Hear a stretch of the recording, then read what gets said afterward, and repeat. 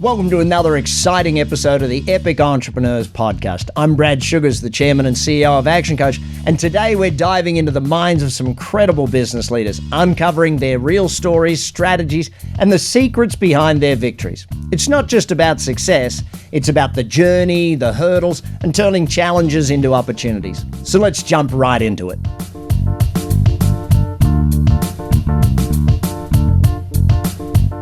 Good day. My name is Andy O'Brien. I am the host of Epic Entrepreneurs today, and I am here with PJ Guarino, who is the founder and president of 1 Point Alliance.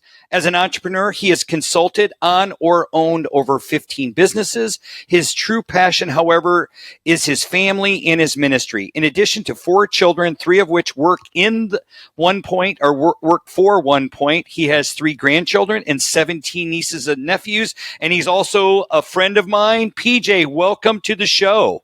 Hey, Andy. Thanks for having me on your show. Oh, I think this is going to be an exciting interview for all of those out there that are listening and watching. So let's just jump right in. So, PJ, how long have you been in business? I started my first business legally in 1995. I had obviously done things before that. Excellent. But that was my first. So just a couple of years? Just a few years. You know, some of us are over 50. So it's been a minute. Excellent. So let's start with your top 3 things you did that made you successful in business. And how can others follow in your footsteps? Great question. And I was thinking about that and how to really encapsulate 3 things that I would recommend to people. So really, in no particular order, but this one obviously is the most important to me. It's really having a purpose, and it's understanding the difference between purpose and a plan. So as business coaches, no doubt you all propagate and encourage everyone to have plans, and I certainly subscribe to that. But having a purpose is even more important.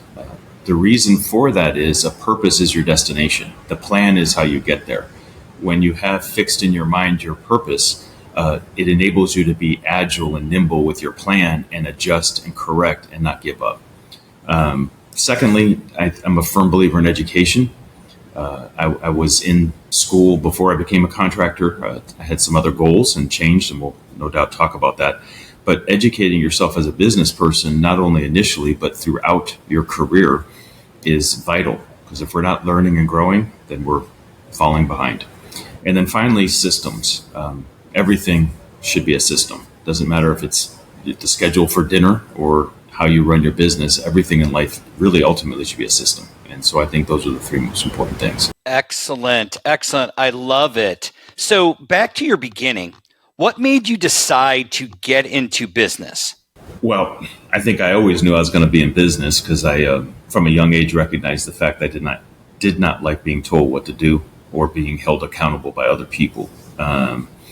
That I recognized fairly early on, and so did my parents. I think at one point I told my father when I went to live with him, he asked me what my grades were. And I was almost the end of 8th grade. And I said, well, when I don't get all A's, you can ask.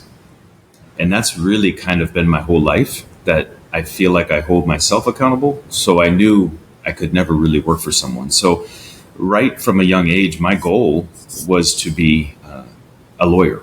And I don't know why I chose that. Maybe I was watching that one show back in the day with Victor Cifuentes, and I felt like I related to him and wanted to be, LA Law. So I think I related and connected with him and his character. But honestly, as I got older, I recognized that to help people, I really wanted to be a lawyer and a professor of civil rights and constitutional law.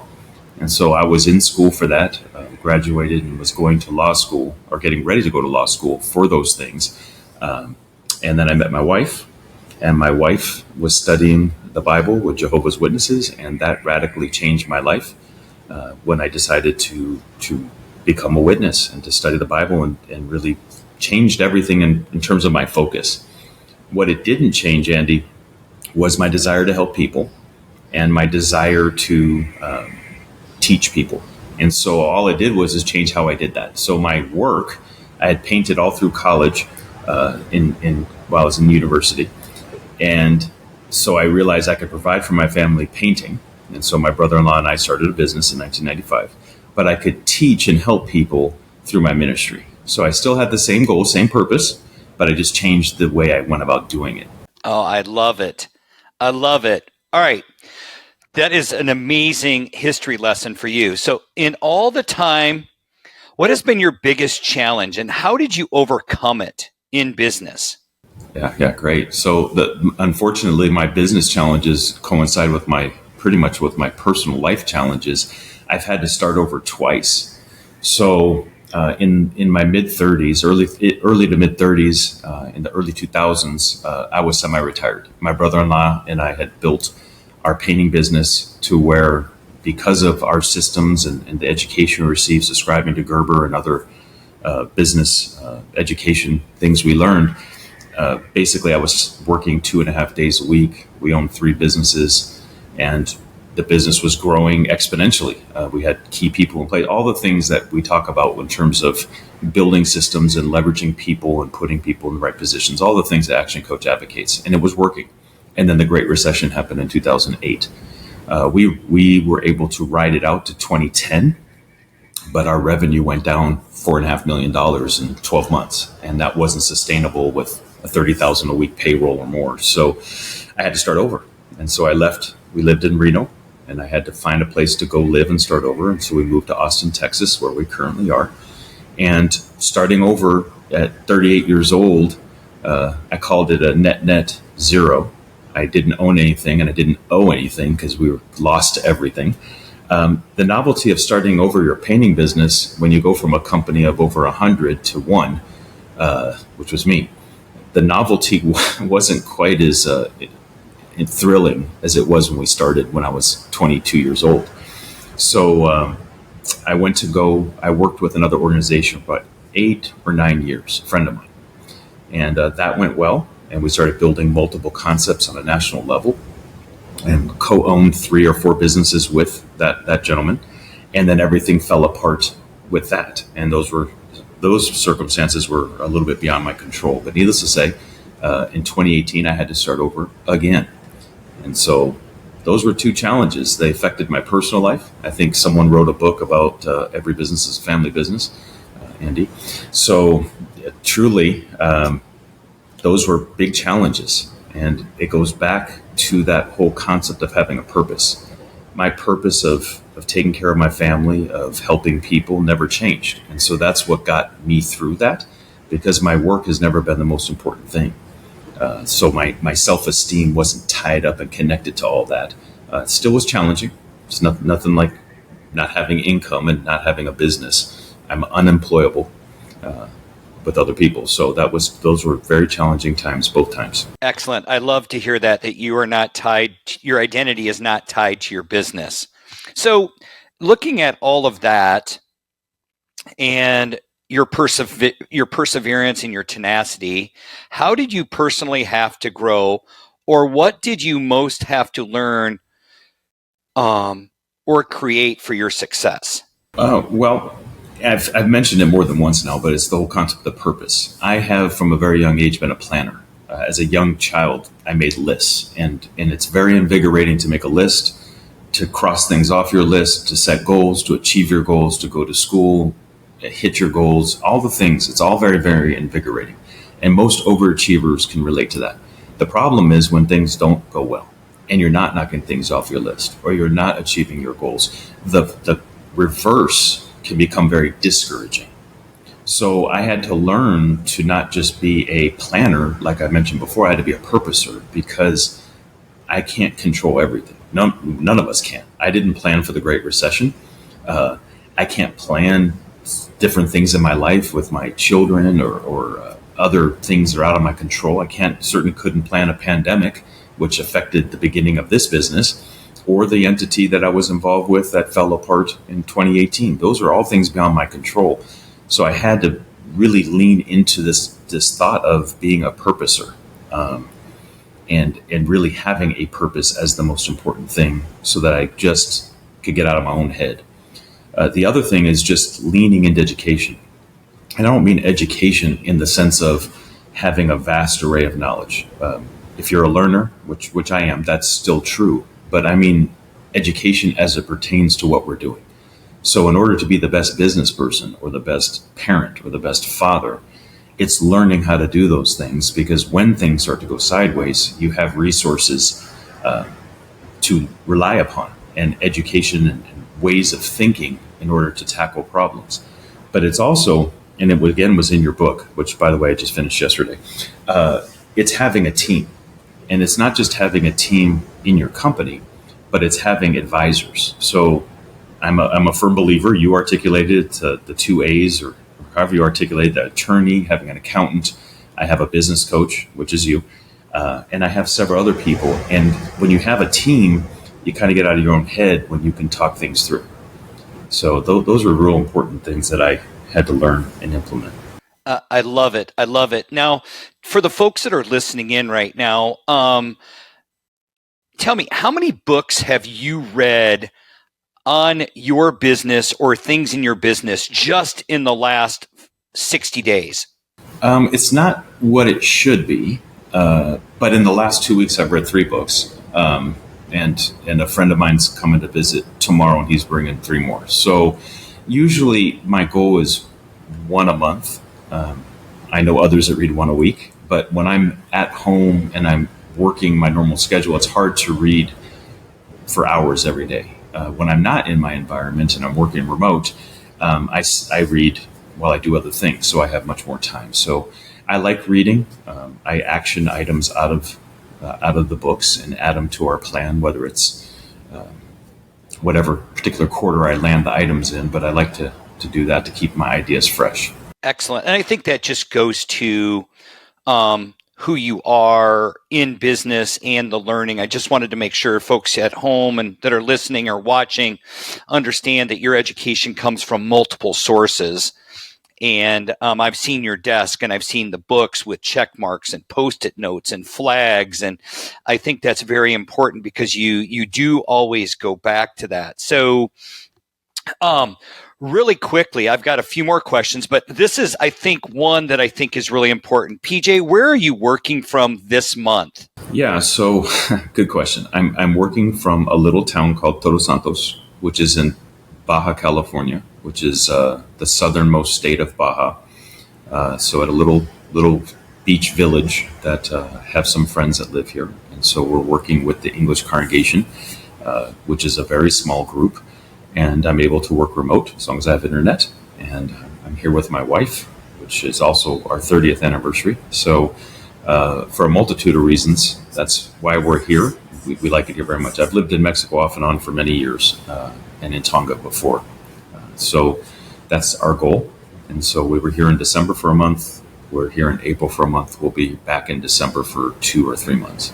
I love it. Thank you, Kat. Congratulations on your anniversary. And also congratulations. You were living the epitome of our vision and mission statement, where we define success as a commercial, profitable enterprise that works without you every day. And by you being able to live 2 months out of the year somewhere other than your home office speaks volumes to you and to your team and the training you've given them. Yeah. Well, I mean, it is a blessing, first and foremost, to have a great team. When I had my business in Reno, we had 14 in management, and they were all incredible people. They were friends, people we had sought ability in and helped groom them and allowed them to really flourish. That enabled me to have that freedom then. And now to have a smaller team, but 3 of them to be my children. One's my son-in-law, so there's 4. My nephew's connected to our business and helps. So to have an all-star team that watching them grow and mature and to achieve things and enable them to do things. Both of my daughters just got back from trips to Europe and Asia, so they have the travel bug, which I wonder where they get that from. But needless to say, the next step for me is according to your definition, is when can I come here and not work remote, right? That's the next step.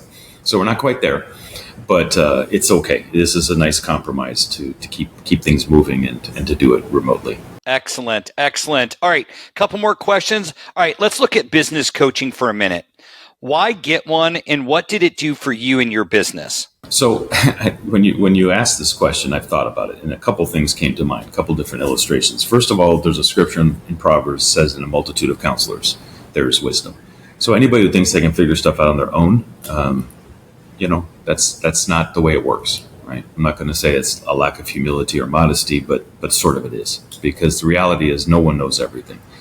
But when we get perspective from other people, the other illustration always pops in my mind. It's like standing in a round room and talking. All you hear is yourself. So if you don't have other people talking at you, then you think your ideas are the only ideas, and you think they're really great until they're not, and then it's too late. So I think education, coaching is a 1-2 step, right? Someone has to help you apply the information. And if you think about doctors, they have to have a doctor themselves. They can't self-medicate, they can't self-diagnose, they can't perform procedures on themselves. So why, no matter how educated someone is, I've done business consulting for many years, I still need to have a coach. You still need resources. Action Coach is a great example. You're a great coach. Action Coach has an overwhelming amount of resources available, videos and books and deliverables, printables, think so much content, but someone has to tell you what's important as it pertains to you, right? So someone has to give you that direction, that support, that other perspective, the kick in the butt, whatever you want to call it, you need to have that person. And certainly I subscribe to that. I've been involved in that. I do it for others, and I need it for myself. Excellent. Thank you so much. So saying that, obviously you are a great reader. Up to this point, what has been your favorite book that Brad has written to this point? Yeah, so you asked that question, and I'm like, wow, okay. He's got a lot of books. So I like Pulling Profits. It's a nice overview of the Action Coach, the whole concept of the business chassis. I know Brad likes cars. I'm not a car person. I just want one that looks good and doesn't break down. So that's my preference. But I understand what he's saying with his book.